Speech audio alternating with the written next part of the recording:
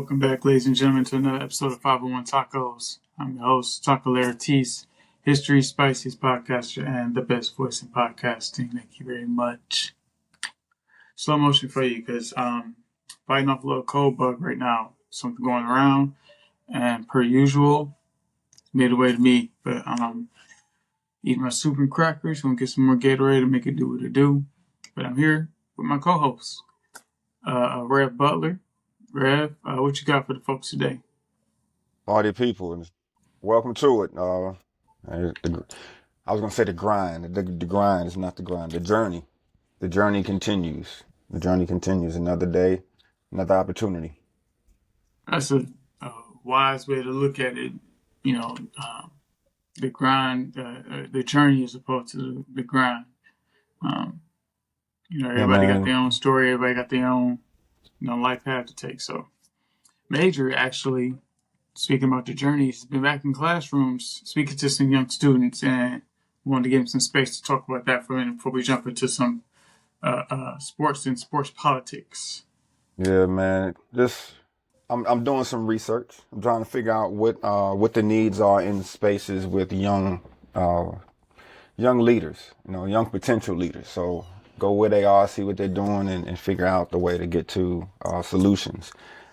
But going back into the school, dealing with kids, I got a little scratch in my throat just as well. So yeah, stay healthy. But it's fun, man. I enjoy being around kids. It's funny though, because the way they see you and the way you do things. I had to get all their attention, and I was in a gym class with there was the class I was covering, the other gym class, and then another teacher was like, "Oh, I need a favor. Can I bring my kids down?"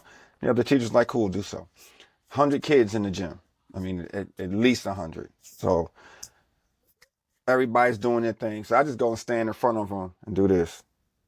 And just in a calm voice, like I'm talking right now, if you can see me, do what I do. And they start doing it, and it quiets down. Put your hands down.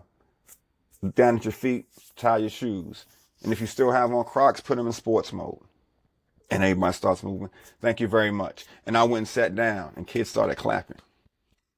I'm like, what? That was funny to me, but it was just the way that they were like, yo, that they saw something. It's like that was a different way of getting things done, and I did everything he asked me to do, no lip, no nothing.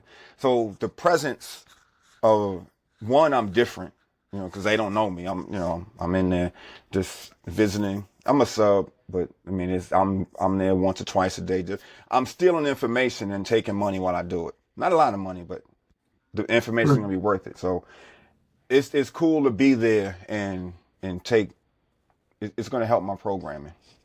Yeah, that's awesome. I mean, not to kind of piggyback off what you said, I realized early, because I started my teaching career, my career in education, I should say, in your classroom. And, a big classroom. Yeah. So going from where I started to where I am now, I've learned that students respond to calm a lot easier than raising your voice and high energy, aggressive energy towards them.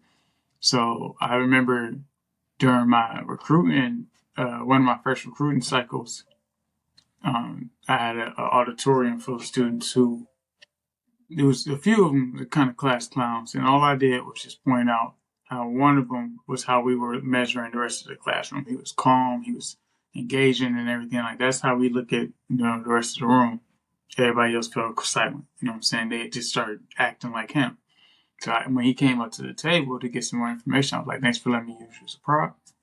And, it went smooth. So, I just noticed, especially at that particular event, the organizer of the event was very aggressive, kind of, and they didn't like that versus me taking the, using a student, bringing the calmer presence and everything. So I might have to still, raise your hand, put your hand down, tie your shoe, put your Crocs in sports mode. I might say throw them Crocs away and get some actual sneaks, because I can't stand Crocs. Well, they don't get credit for it, but that's what they have on. So I, I, Me, I also, energy is huge. yeah, Energy is huge. So matching energy, and you come rough, I'm gonna come rougher, and we're just gonna be going tit for tat. It's like, yo, we have stuff to do, and it's not to have because no matter who has the biggest energy, I'm in charge. What I say right, goes. When I right, write it down at the end of the day, it's gonna be my word against yours, and because you act like this all the time, whether I'm there or not to back up what I wrote down, they're gonna believe what I wrote down. So let's go ahead and just get to the point of getting the work done. If you don't want to do the work, don't do the work. But I'm not gonna sit there and I'm not going. First of all, you ain't on my level. I'm right. not raising you to my level so that you can think you did something. I'm not coming to your level because you might beat me at your level because I haven't been on that level so long. I forgot what to do. So Right. raise you to my level so you're confused. Calm is the way to do that. So yeah, Yeah. but Yeah. I mean, at the end of the day, that's not just even with students. That's just with people. Like, yeah, don't give them that energy. I don't have the time. I got more important stuff that I'm worried about. that's it. And a lot of times you don't ever know. Everybody got something they're dealing with that it ain't really ever you. It's Right. just they bringing their problems to you, and like they say, I'm the wrong one or whatever. It's just I am the wrong one because I'm not gonna give you what you want.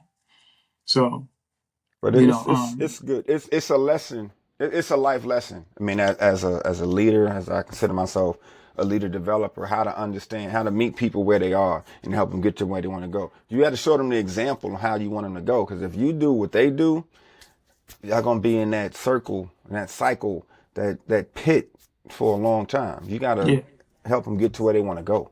So yeah, and I like how you phrased it too because it's like you're saying I'm not gonna go down to your level because I haven't been there, so I don't even know how to do that. No, I want to bring you here so you're confused. Then we can kind of have a conversation, and it's also just a matter of like yeah, I'm trying to elevate you anyway.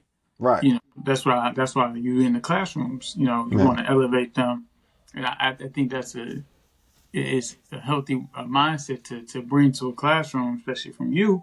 Because a lot of young students, what they see in the classroom, they spend most of their day in school. right. You know, let's say 9 to 5, whether we call it that or not. They in school, they in the There's seven classroom. to So three. yeah, so they modeling, the adults they see. So I like that approach, man. It's really healthy to see and hear. And if you don't mind, if I kind of transition a little bit, because we were speaking about leaders before, there's been some cuts in the NFL and NBA this week, some huge ones. So you want to talk about your Giants real quick? Well, I really don't because it's just a bad situation. Man, But they fired the wrong person. okay. Coach Speak on it. Dable. Listen, man, the general manager, uh, Joe. Man, I had his name written down. Joe needs to be fired. Joe Yeah, let Saquon go. Joe let uh, uh, the camera makes me forget names. Goodness gracious. The new quarterback for the 7-2 Indianapolis Colts. Daniel I Jones. That's it. Danny Boy. yeah, Danny Boy was in New York, yeah, stinking it up. yeah, So it's not the coach, and Danny Boy was there before Dable got there. Who brought Danny Boy in? Joe. Who let Saquon go? Oh wait, who let Danny Boy go? Joe. Who hired Dable? Joe. We got evidence on TV. We got to watch the behind the scenes of the Hard Knocks off season that featured the New York Football Giants and watched him make bad decision after bad decision. Here we are 3 seasons later and you fired the head coach. We playing the blame game. And that's what okay, happened to Nico Harrison in Dallas. The NBA benefited from that trade with Luka going to LA. And okay. we've talked about that, off and on about who the face of the league is, who the new face of the league is, what the marquee markets are. So that's one thing. So that's one part of the story, but all this stuff is not Nico's fault. Well, I mean, And if I can push back, because one, I just realized the Jets actually won 2 games, so they're not going for over. I haven't. I've been the swamped with my Jets, they belief. want to win. They want to be competitive. They just don't know how. Yeah, well, I just want to highlight that they didn't go over because I've been swamped with my relocation and grad program.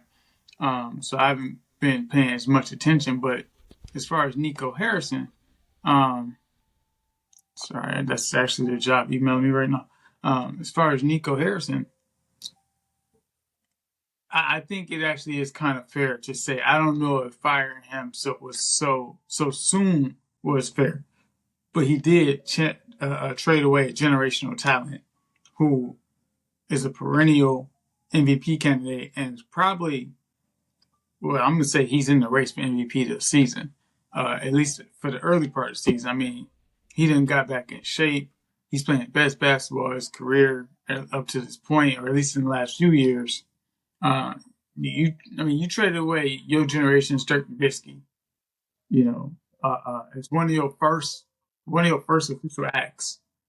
That's for, and I love Anthony Davis, but he's a Robin. You know, was a monster when he was, But you but got Batman and Kyrie. Kyrie ain't no Batman. Why not? Kyrie, I love Kyrie, so I want to word this properly. Uncle Drew is a basketball purist. Shout out to Smitty from actually to giving me that mindset shift. The only difference with Kyrie is he has to develop his leader's voice. I think. Now, I think he's coming into that more, but he's injured, and That's I true. don't think they're gonna get Kyrie back until probably the end of the season. He might play a handful of games if he played at all this season. So you traded away, and you know that Kyrie's injury history too. Kyrie's That's injury true. prone, AD's injury prone. Cooper Flag has yet to develop. He just started, so we got to see where he goes. He's a big name that came in. Yeah, the number one pick, so they got the number one pick, and they're like, oh, it's look like we gonna get something back for Luca. They got Cooper Flag. I don't know if they didn't want to see him develop or what's going on in Dallas at this point, but Nico was out of there. Now, I do believe a lot of times, especially in sports, somebody, as you said, get made the scapegoat. Nico's case, I think, is a little more warranted versus your guy from the Giants, the GM. So the difference in the two is Nico came in with big moves. I still think it's more of a it's an organizational thing. You know what I'm saying? I don't know. I just it's not. I don't know. The development piece isn't there. Maybe it's just the transition from the intensity that Mark Cuban brought when he stepped away, or he brought more. He sold a portion of his ownership, and that changed some things. I mean, we don't know what's going on internally, but I just don't think. I think it was too early. Maybe it is Nico. I mean, at the end of the season, you know, maybe the personnel decisions he made is it. I just don't. I don't agree with that one. I don't agree with either firing. With Coach Dable or the GM, because it's just too early, and the wrong person got fired in New York, and it was too early to make this move.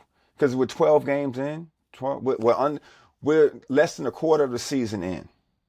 What is a GM going to do? What's a new GM going to do to change the outcome of the season? Well, I'm not disagreeing about it being too early. Um, Especially like if you look at Troy Weaver in Detroit, as you can see, I'm wearing my Cade Cunningham jersey today. Cade is a game time decision for tonight's game against Philly. They still doing the NBA Cup thing, the AAU tournament during the season, whatever. But if you look at the moves Troy Weaver made, setting the team up to get a player like Cade, like a number one draft pick, and but pretty much Cade is a perennial MVP. He's averaging 27, 10, and 5 right now. Just his shooting, his field goal percentage isn't ideal. But you got a generational talent in Cade, you know what I'm saying, out of the Troy Weavers. scheming and machinations, and then he gets fired because they wasn't doing nothing. They had that season where they lost like 27, 28 games in a row, whatever. So then you bring in what's my guy? Why can't I think of his name from New Orleans? I can't think of his name right now. You bring him in, well, he kind of benefited. He just got a better coaching staff, and JD Bickerstaff and his team, and he benefited from the moves that Troy Weaver made. So I think it is, to your point, a little too early to fire Nico when he just started. Maybe he was around for like a year, if that. Yep, it wasn't too. When did the blockbuster trade happen? Mid-season? February. Has it been a year? I mean, let's look at that. See how long Nico was there. The problem is that win now mentality, Yeah. and no one wants to get rich slow. No one wants to win slow. Everybody wants it right now. We keep talking about delayed gratification and discipline. You don't see examples of that. Yeah. Nico came in with some good That's ideas. He had relationships, and now what? Now you burned that bridge. Yeah, I mean, you fired him, like you said, 12 games into the season. I don't even think it's been 12. I think it's been about 10 games. No, 12. It has been 12. But you fired him 11, 12 games into the season. You got a whole nother 70 games to play. So you ain't even seen the results of, his, the willings and dealings that he's made. So I think it is unfair to fire him so soon. But I mean, I understand people being upset when your first move is to trade away a generational talent like Luka. Yeah, so I just pulled it up. The headlines. Luka had something. I'm just focusing on the Lakers. The Mavericks bold trade blueprint emerges. Instant. So they're working on something else with now that Nico Harris is gone. Nico Harris's firing cements his place in NBA hell. Let's see. Kendrick Perkins defends the firing. The Mavericks would never help him. So he's what is it? Comic relief. Yeah, but most guys on ESPN are. Cooper Flag trade. They traded Cooper Flag? Don't give me the line, bro. Because if they did, now I do understand why. I don't think they traded Cooper. I ain't seen no headlines about Cooper Flag being traded.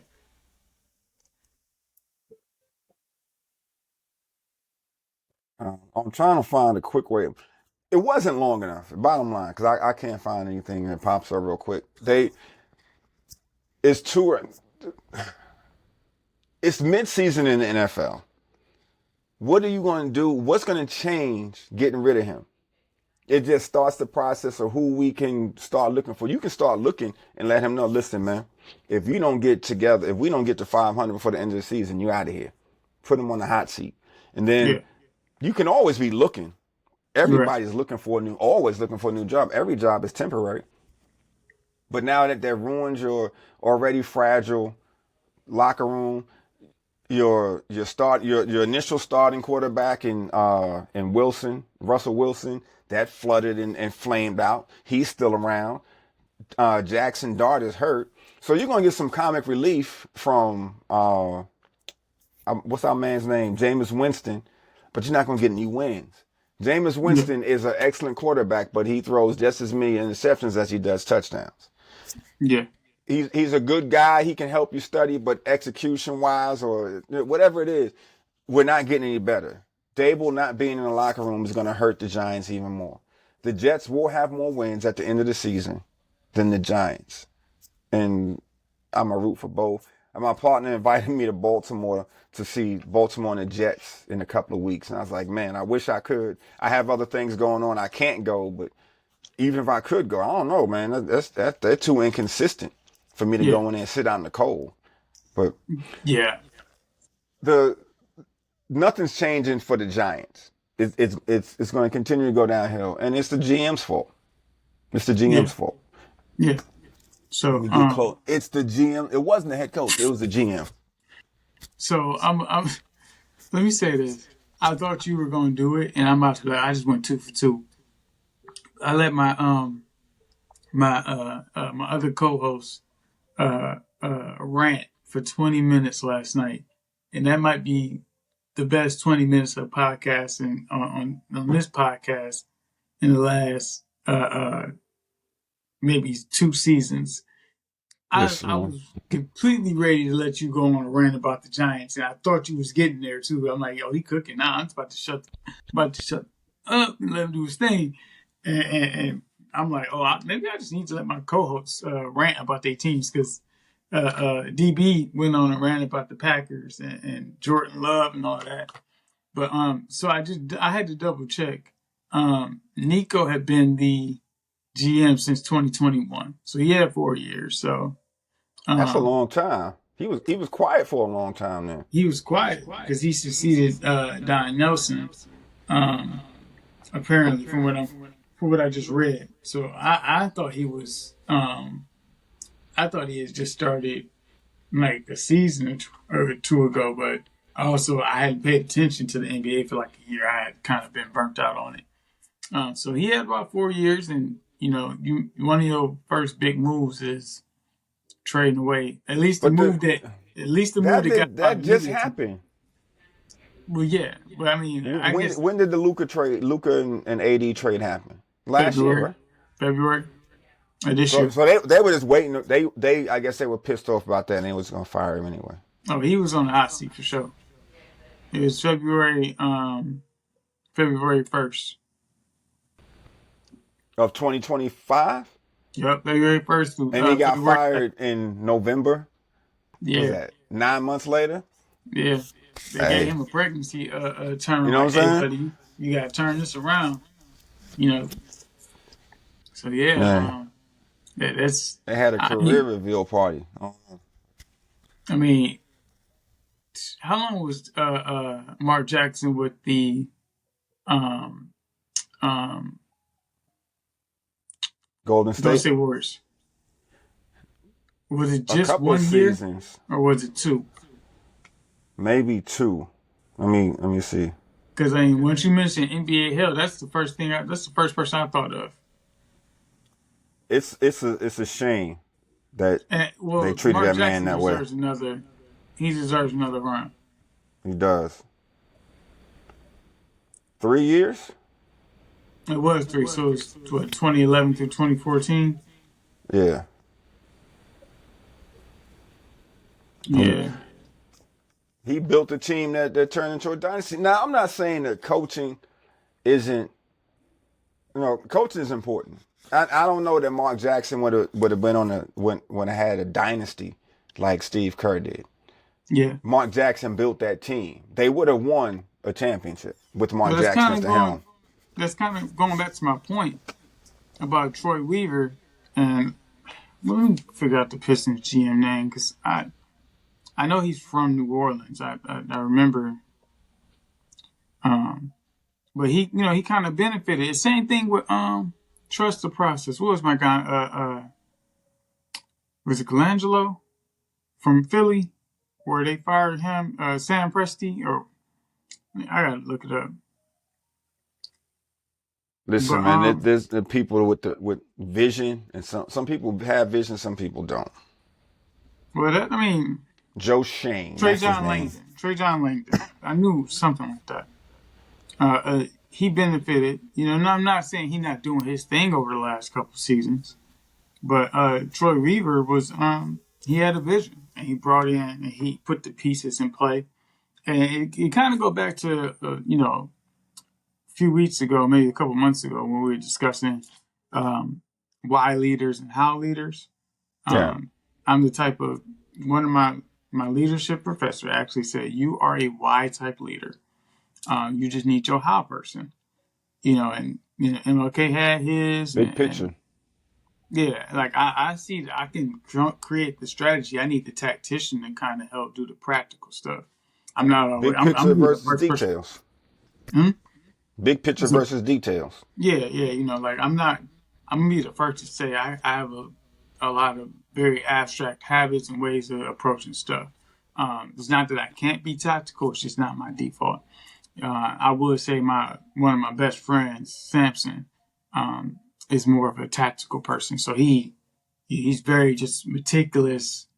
He go in and get the damn thing done. So but Troy Weaver had a vision. He just maybe not executed it well.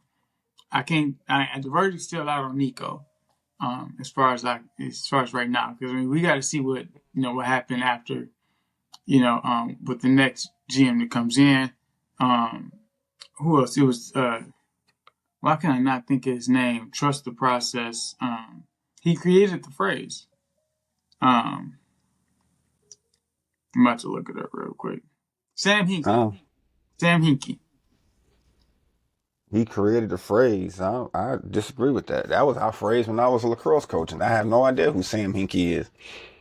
Sam Hinkie and was the former GM of Philadelphia 76ers. Started in 2013. He drafted Joel Embiid, and he came out with the phrase. At least it was coined by him or associated with him. Trust the process. So Okay. Yeah, that was our thing. That was our like it's on our championship shirt. Hashtag trust the process. I used to put hashtag the process, and then the players like got trust the process, coach, trust the process. So, yeah, okay, shout out Sam Hinkie. yeah, I took that's I it. took I took your phrase and didn't even know it. So, Well, I mean, but timing matters.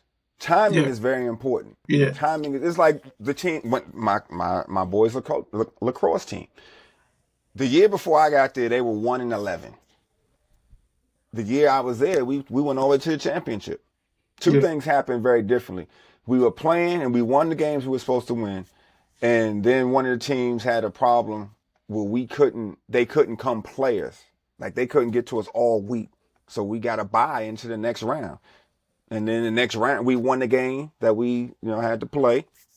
And that took us to the championship, and we won the championship game. So serendipity plays a lot into being successful in the athletic world. So the transitions from one GM to the other, those things kind of like somebody gave you a winning lottery ticket. You know what yeah. I'm saying? You That's didn't have such a great analogy. so that it's timing is timing is important too. It takes you have to bring your skill, but timing is there too. So Yeah, and I mean, to your point, if I can kind of piggyback off of that, people say like, there was a lot of luck in certain situations. Luck is just honestly being prepared and seizing the moment when it presents itself. right, You know what I'm saying? So like, and a lot of times that takes somebody that got vision, or it might be the tactical person who uh, is just see an opportunity and they pragmatic about it. But preparation, yeah. faith, trust, communication, luck, all of that plays a role. Because basically somebody set the table for somebody else to Yes. host the feast. So maybe that's going to be the case for Nico's replacement. Yeah, but Nico's the person eating the shit sandwich, so to speak, Yeah, but right he's now. dealing with injuries. He's dealing with. I don't. I like Jason Kidd, but I don't really know what's happening there. The development, what's the culture in the organization. I like Mark Cuban too for a lot of reasons. I mean, Yeah, he changed the game in the NBA. So yeah, what part does he play? Excuse me. It's a lot to it. But we're sitting here discussing a multi-millionaire getting fired. He's gonna be yeah, all right. I mean, his relationships are gonna be. He may not be a GM again, but he's gonna have decent opportunities to impact. So you gotta kind of figure out the timing and find that right place. But the blame game is real, and yeah. I believe in both places the blame was put on the wrong people. Well, I mean, a lot of times it's just who controls the narrative, and what have you done for me lately? Like we just mentioned, Nico Harrison had it quiet 4 years because I had thought he had just became Yeah. the GM. but he had a quiet 4 years. He made that one big move that had a ripple effect, and it left us a bad taste in people's mouth. So he traded away a generational talent, and they don't have anything on his resume that maybe like the Kyrie trade or something like signing Kyrie maybe, but people thinking you didn't even give it a chance. You traded away Luka before Kyrie. Like they drafted Luka was going to be homegrown basically, and you Yeah. traded away your next generation Dirk Nowitzki. I mean, So they had a run in the playoffs last season. I Luca think last and season or season, and well, they went Kyrie. to the finals 2 seasons ago.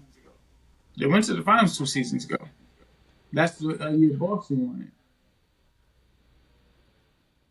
And then they went to the Western Conference Finals and lost to Minnesota. Were they in the Western Conference Finals Boston last year? Boston beat Minnesota for their championship, and that was the Western Conference Finals was No, uh, Boston beat Dallas because I remember one of my coworkers at the time came to me and she was talking like the more experienced team is gonna win and Boston been together longer. I'm like I said give it I say 6 games tops.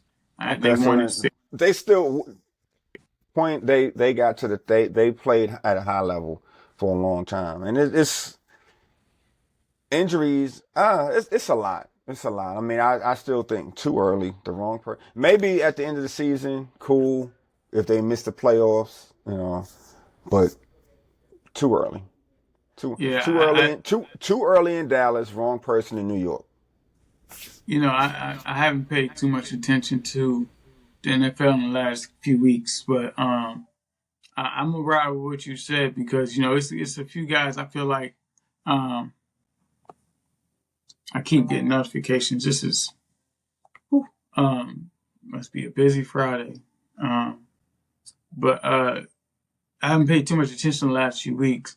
But I do feel like we live in a society where it is again when the point you made. What have you done for me lately? And has it been like? I mean, it kind of goes to the fact that a lot of people don't. They look for the quick turnaround like that overnight success, or whatever.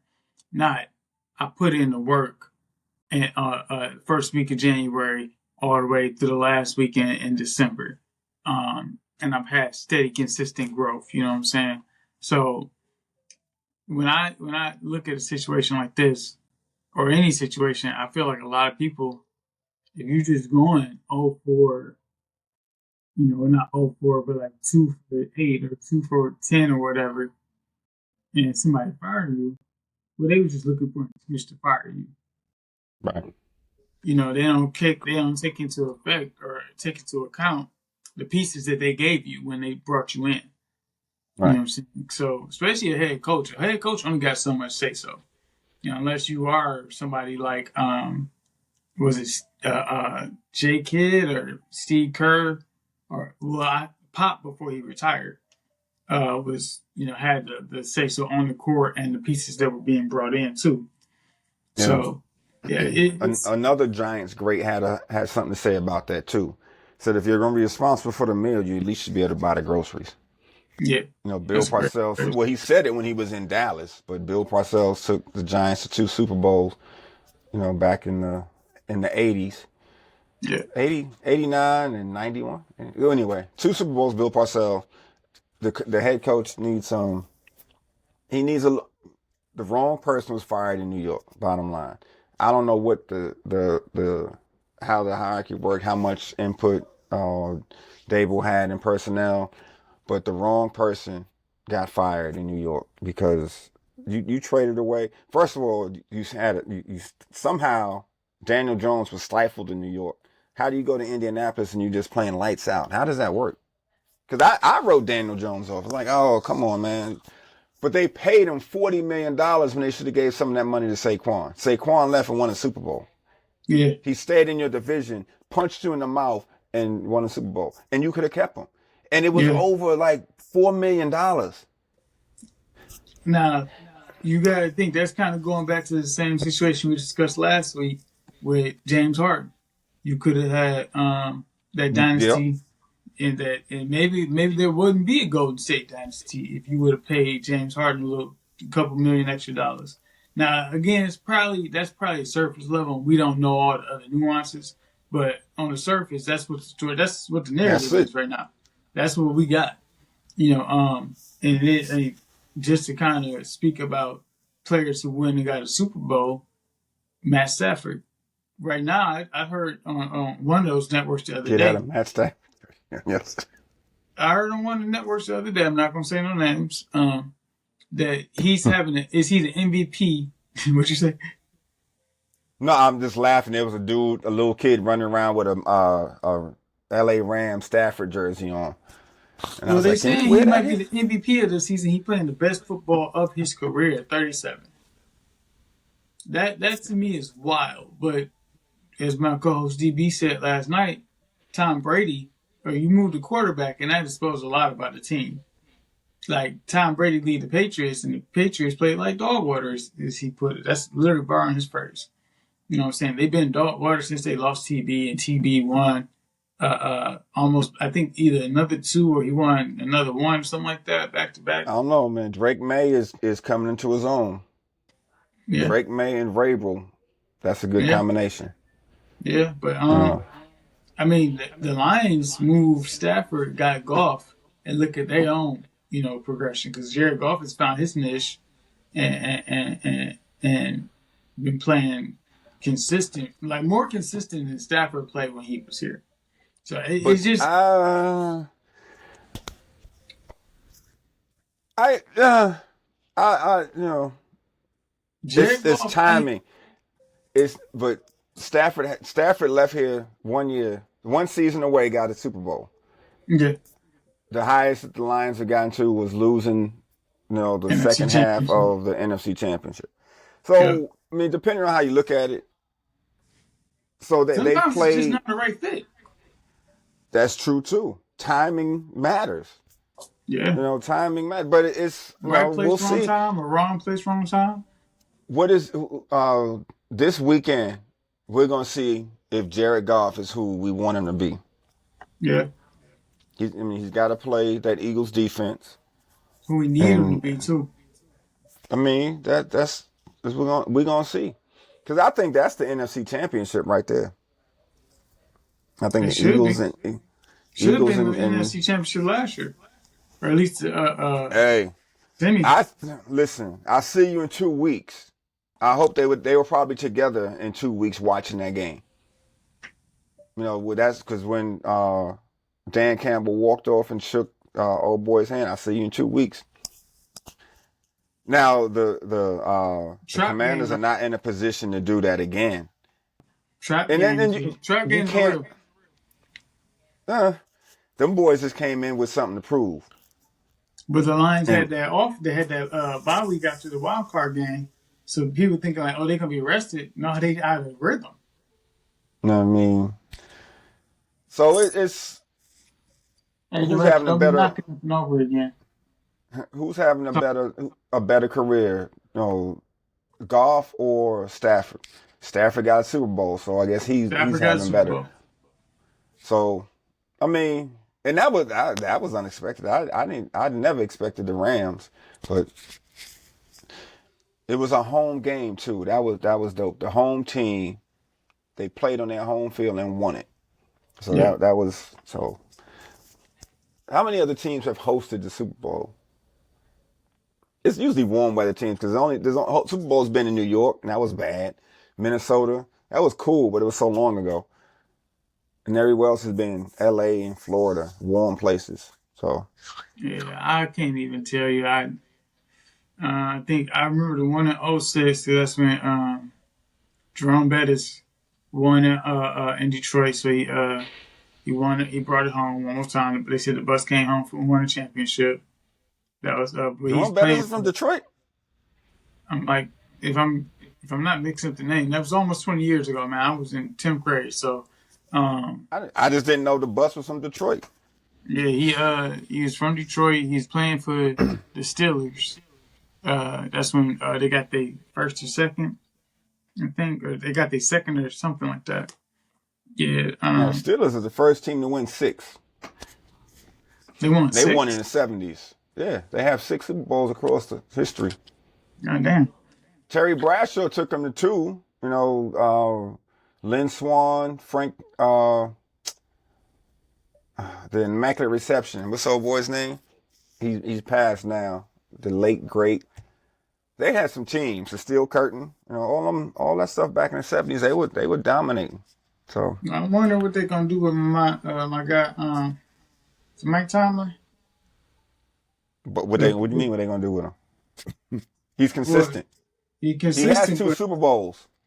he consistent got 2 Super Bowls, but they ain't won nothing since shit, I don't know when. But they've never had a losing season. They've been That's the steady. thing. That's the thing. He in neutral right now. What they gonna do to get him back over the hump? Because he's got you too. You gotta get some pieces. You gotta give You him something. can't win it every year. You gotta give him something to work with though. They Can't gotta win it he gotta every win the year. playoff game. Well, Yeah, I know he's a great coach. Quarterbacks are hard to come by. I hope you can see that. Yeah, there ain't too many great quarterbacks ones. are hard to come by because he's had some. You know, Russell Wilson was there. I think as much as I like Russell Wilson as a player, he's a different dude as a person. I listen to his teammates and how he operates. You know, that's what it is. But his heyday is You over. can say the same thing about Aaron Rodgers. I was about to. Yeah. He's done too. I like Aaron Rodgers for the playing skills. He's a little weird. Most of the top players are weird in some way. But I think most successful people are weird in some way. that's true too. But like it's like I'm weary. But the documentary that Aaron Rodgers had, the Enigma, I think this was called. Now I watch a lot of documentaries, sports documentaries especially, and then there's him being tied to what's the quack, JFK Jr. RFK Jr. Yeah. Like, man, what do you really think about? You know what I'm saying? Like I was watching some stuff on Tommy Tuberville today, the senator, the former football coach at Auburn. He's a racist. And it was like, man, how did you deal with that? How did players play for him? I never liked Tommy Tuberville. I want to say Tommy Tuberville was Cam's coach when they went to the national championship, but I'm not sure. I don't know. I don't remember the timing, but I know he got fired because he started to suck and they couldn't win. So, but outside of sports, what do you like? You know, I like you in sports, but can I like you as a real person? And I'm not sure I like Aaron Rodgers as a real person or Russell Wilson because he might be too stuck up. Why are you calling your teammates from anyway, another story for another day. Yeah, man, we could probably unpack that next time. But it's weird because they always say never meet your heroes. Like, cause you know what you see. I like that. What you see on it's a performance almost. You know what I'm saying? Yeah. Like, this is me playing a role versus me being myself. Like, right. This is me. I'm trying to say this as humble as possible, but I'm also still confident. With the success that I've gotten in my life up to this point, I am 99% sure most people will tell you I am a absolute weirdo when they really get to know me. Like, I'm not the typical. I use some words that was told to me by this woman that I dated very briefly, whatever. You're not the typical Detroit nigga. And when I'm not trying to make this about me, but just to kind of like piggyback off your point, they're like, you're not loud, you can hold a conversation, you know, calm, whatever. Like, so you're saying I'm not dumb, ugly, and stupid or whatever, or like I'm not dumb, ugly, and loud, like, you know, little stuff like that. Like, I like anime. I'm a nerd. I can talk about sports. I read books. I watch movies. I watch documentaries. I write. I play sports. I do, like, I'm just well rounded. But most people will tell you I'm a weirdo. Like, I have an abstract way of thinking. So I've noticed that. I've noticed that with. I mean, one, I'm also on the spectrum, but I've noticed that people with a certain amount of success, to your point, Steve Jobs. It was just a headline or something came out recently with something like he was not a good person. but Oh, Steve Jobs was an asshole. yeah, but he changed and made Apple what it is. Apple was ready to be. He took something that was scrapped and made it gold. So a lot of times it does. Ego did that because remember he founded Apple and then they kicked him out, Yeah, but and then it's they had still. like, yo, come on back. I got it. I learned about this in my project management class over the summer. I got to look. It was Apple something, but Macintosh it got scrapped, and he brought that back like from literally out the dumpster. So, I think to your point, timing matters. And it's just certain factors have to come together or have to align for people to actually take that next step up into their success. It's working out for me right now, given, what I've dealt with over the last year, 2 years in particular. Seen it happen with others, a lot of my colleagues and my contemporaries. So even people I kind of look up to and admire from afar, like CM Punk and WWE, a few other guys. Drew McIntyre, he got fired, found himself. He's been quoted as saying this in interviews. He got fired, went through a real bad depression, found himself, then got success. CM Punk quit WWE, got fired from AEW for punching somebody in the face, got brought back to WWE. Now he's the world heavyweight champion, and after 2 years, and he's having some of the best success in his career. Even Triple H, Triple H recently had a statement, and people felt it was unnecessary, but I think it was just acknowledging, the times we live in. A lot of people don't agree on stuff. We live in real contentious times. So I'm really curious because, like you said, I'm curious if Triple H is actually a diehard Republican. Like if he's on the right or not. Because Triple H don't give me the vibe. When I listen to him in his interview, he don't give me the vibe of somebody that's just a hardcore conservative. He seems a lot more mindful and open to people than what I typically have seen and heard from conservatives. Yeah, I'm sitting there looking on my quote wall right here in front of my desk. But I've had conversation with people and it's like it depends on what we're linking up for. There's Yeah, some things that like lacrosse. I play box lacrosse, and we all know that lacrosse is not overly diverse sport. Now there's yeah, some diversity in the sport, but it's not football, basketball, or baseball. So I know that there are guys that have certain opinions on immigration, certain opinions on diversity. I may have guys that believe everything that the Secretary of Defense says.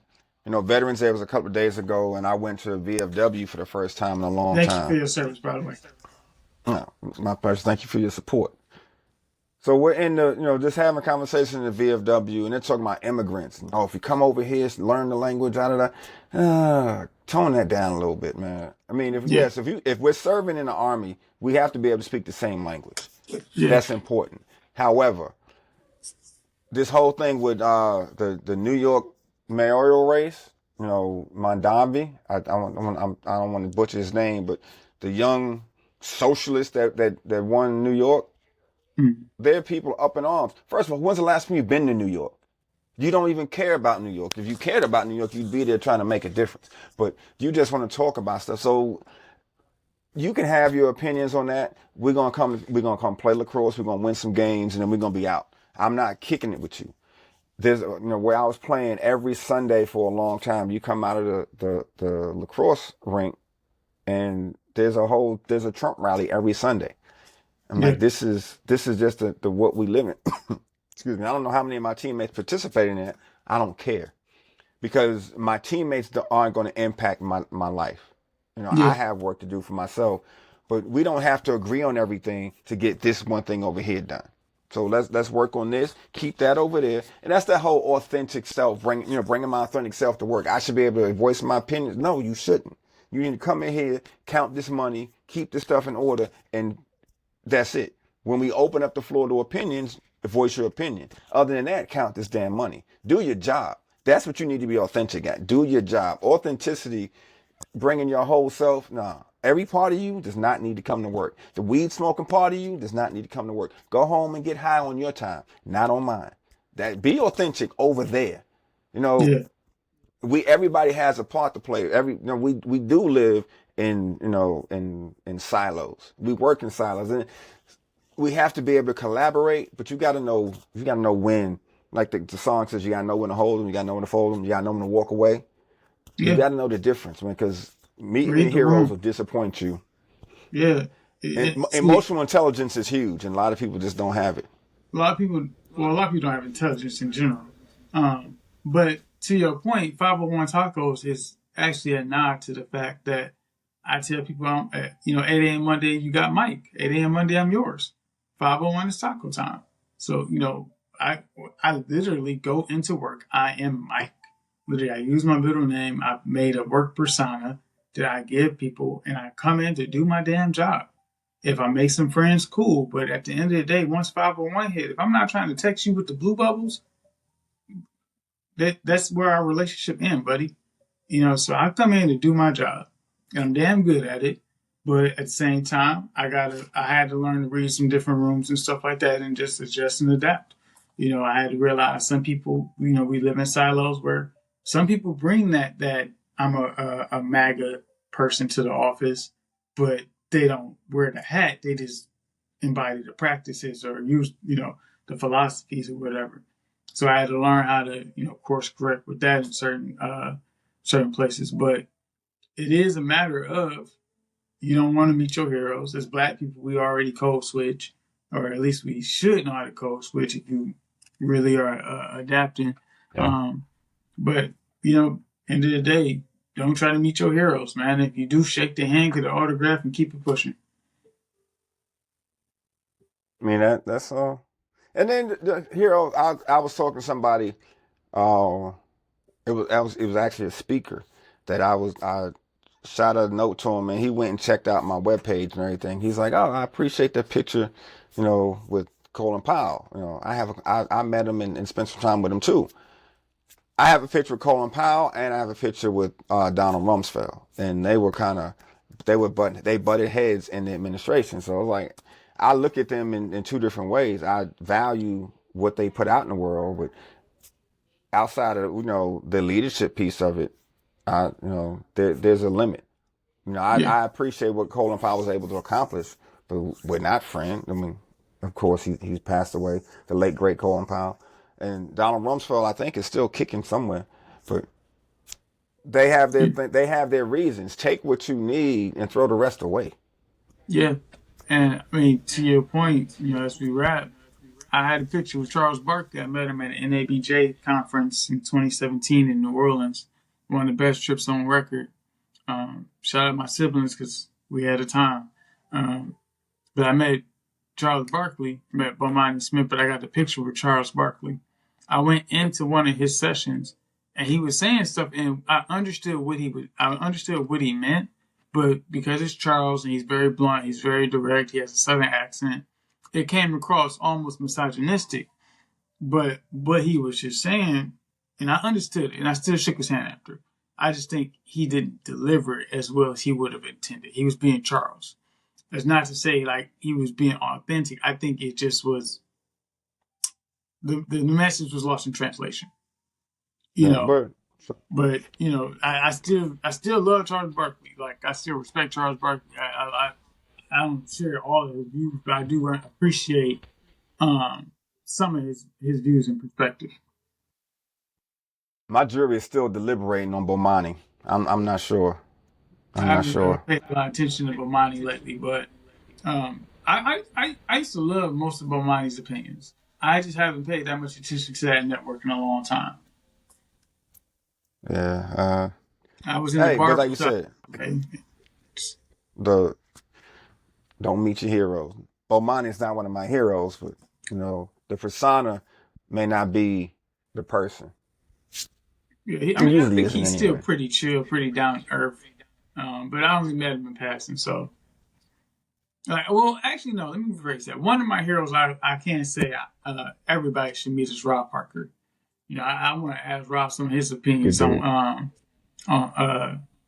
some of the stuff going on with the Giants and Nico Harris, but Rob Parker is somebody you can meet in person. Rob is exactly who he say he is. He likes to joke. Rob likes to eat good. Rob likes to talk sports. Rob likes to mentor young black men in particular. Rob is a father to his men, so Rob is good people. I think everybody should have a lunch with Rob Parker at least once in their life. That's what's up. He's a good dude. I appreciate the time that we hung out. I can see that. I see that. Rob a good person, man. He throw great parties. Rob throw some bangers. Ooh, I was so mad when he was that. Was that Vegas that y'all went out to? I ain't make it out to Vegas that day, but that was his 60th birthday. He was in Vegas. Yeah, and then when I met him, was that the Hall of Fame thing that he was celebrating? Yeah, celebrating Hall of Fame and the D. Yeah. Yeah, good dude. That's appreciative. I hope somebody says that about me, that I am who I project to be. This is not a fake persona. I'm as real as they come. Because I want to be authentic. You are. You're good people. I appreciate that. Thank you. No, not this is not a slight. I was using Rob because of Rob being a little more well known, and than you. But no, that's cool. No, I'm. You got your. I'm just saying. As I go through, everybody wants impact. You know what I'm saying? When people meet you, we're somebody's hero, whether we know it or not. Somebody's looking at us and be like, "Yo, you said that thing that one time." It's like, "Word? I did." Hey, I'm glad I could help. Yeah, I mean, just the impact of being, and it just goes back to, being around these kids again. Because I haven't been in a classroom in a long time. So just, especially with middle schoolers. I haven't been in a middle school classroom probably 20 years. I almost said something I shouldn't say, but I can't stand being around kids at this point. Ooh, boy. I mean, most little kids. I don't like having to play parent to people who parents is probably a kid to me too. But environment matters. Yeah, I do like making an impact, but I can't be in a classroom babysitting no more, man. I couldn't do that. But like you said, to your point, everybody's somebody's hero. Like I've been saying my farewells to some of my neighbors around here. Oh my God, you're our favorite neighbor. You're our best neighbor, blah, blah. Like, we gonna miss you, Tako. I'm like, that means something to me. I mean, it was a neighbor. I didn't even think that, she and her partner thought that much of me until they were leaving. They're like, you were literally the best neighbor we had and like the only bright spot we had while we were here. We really are gonna miss you. And I'm just like, God damn, like, I didn't know I had that much of an impact, but just little things. Right. Like little, helping somebody out here, saying this to somebody, encouraging somebody, supporting them here, like all that stuff matters. So, at the end of the day, I'm grateful that I've made the impact and the connections I've made, during this stint in the D. But time somebody put it, I'm homesick and time for me to go back to the shop. So, get it, make it happen. Make it happen. Yes, sir. Well, we kind of went full circle, and we then got into a little bit of everything. So please, ladies and gentlemen. Ladies and gentlemen, we will be back in after Thanksgiving. So start of December. Gonna be on a little hiatus as I'm relocating, and Turkey Day, Big Plate Day, Eat Good Day coming up. Happy Colonizer Day, whatever you want to call it. I got all types of names. Happy To Go Plate Day, To Go Plate Marathon Day. It's Thanksgiving. So we got all types of stuff coming up, but we're going to be on hiatus for a couple weeks. I'm going to try to put out some content in between, some little reels and stuff like that. Get involved in the conversation. Leave some comments, some likes, and subscribe to the podcast. At me on Instagram, Tako Le Artiste. I will leave that in the description as well. And Major, you got any Rev, you got any final words for the people? Listen, man, it's that time of year. The holidays are upon us. However you celebrate responsibly. And, be kind to people today, tomorrow, holidays, and into the new year. See y'all after the break. Yes, sir. All right. From your favorite neighbor and the best voice in podcasting. Later, Space Cowboys.